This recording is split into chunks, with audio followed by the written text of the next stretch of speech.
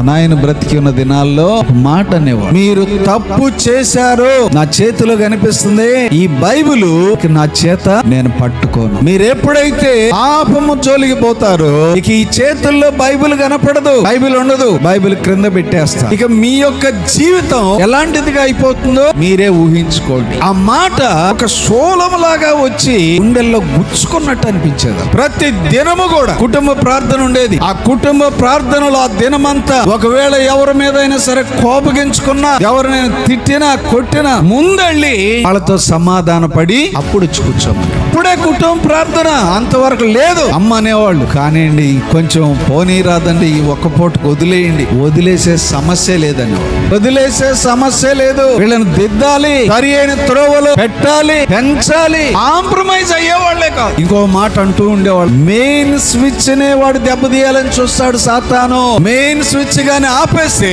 ఫ్యాన్లు, లైట్లు, sound system ఇదంతా ఆఫ్ అయిపోయి వాడు మెయిన్ స్విచ్ ని ఆఫ్ చేయాలని చూస్తాడు ఎప్పుడు కూడా. కాబట్టి మెళకువతో మనందరమును కూడా కుటుంబముతో ఎప్పుడైతే దేవుని యొక్క సన్నిధిలో మెళకువ కలిగి మొరపెట్టే వారిగా ఉంటామో ఇప్పుడు సాతాను మనల్ని ఏమి చేయజాలడని చెప్పి, మనల్ని ఏమి చేయజాలడు. ఎందుకో తెలుసా? వాడి బలం చాలదు. వాడి బలం ఎదుట దేవుని బలము మనం పొందుకుంటున్నాము కదా, దేవుని బలము ఎదుట వాడు నిలవలేడు అని చెప్పి బోధించేవాడు.